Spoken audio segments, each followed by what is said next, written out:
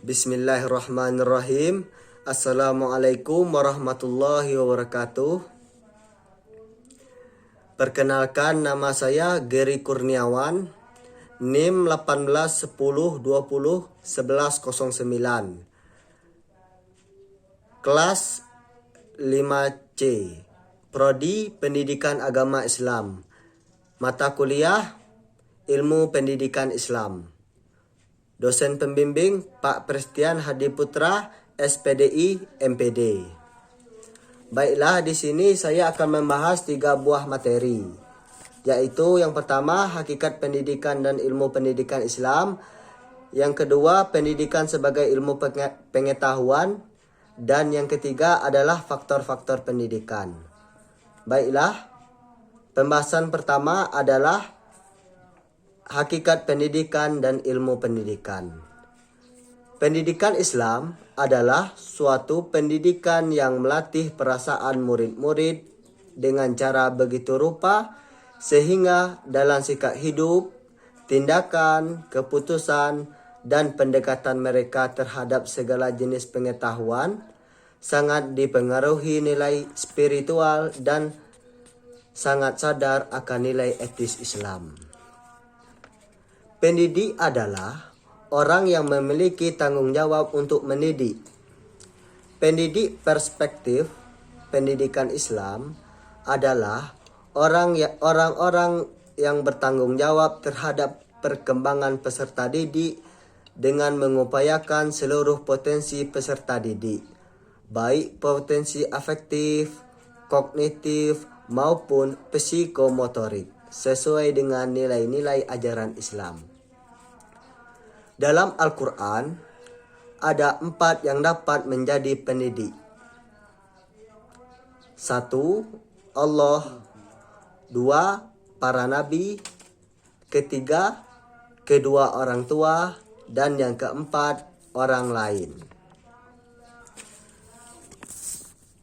Dalam konteks pendidikan Islam, pendidik sering juga disebut dengan murabbi, mu'alim, dan mu'addib. Selanjutnya kita akan membahas pembahasan yang kedua yang berjudul pendidikan sebagai ilmu pengetahuan.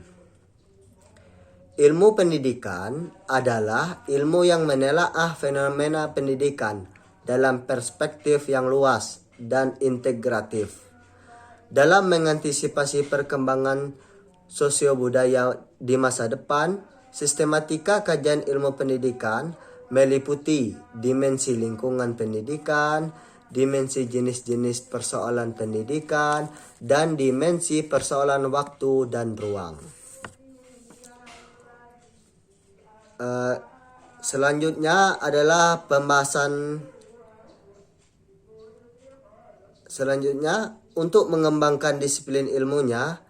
Ilmu pendidikan memiliki metode, yaitu normatif, eksplanatory, terminologis, deskriptif, fenomenologis, hermeneutis, dan analisis kritis. Dan sedangkan sifat-sifat ilmu pendidikan adalah 1. Empiris, 2. Rohaniyah, 3. Normatif, 4. Historis, 5. Teoritis, dan yang keenam adalah praktis.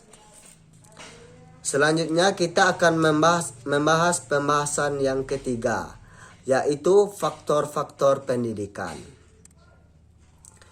Pendidikan dapat didefinisikan sebagai suatu cara untuk mengembangkan keterampilan, kebiasaan, dan sikap-sikap yang diharapkan dapat membuat seseorang menjadi warga negara yang baik.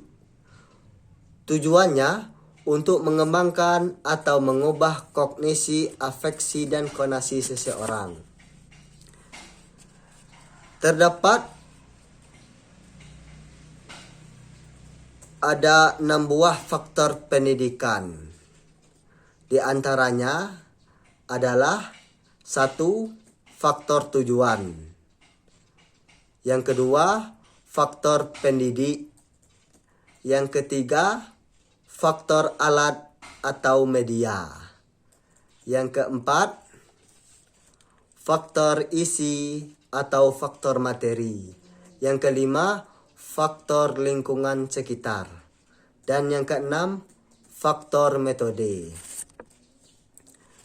Selanjutnya, faktor-faktor tersebut dapat membuat sebuah pola interaksi dan saling mempengaruhi. Baiklah, demikianlah yang dapat saya sampaikan. Lebih kurang saya mohon maaf. Wabillahi taufiq wal hidayah. Assalamualaikum warahmatullahi wabarakatuh.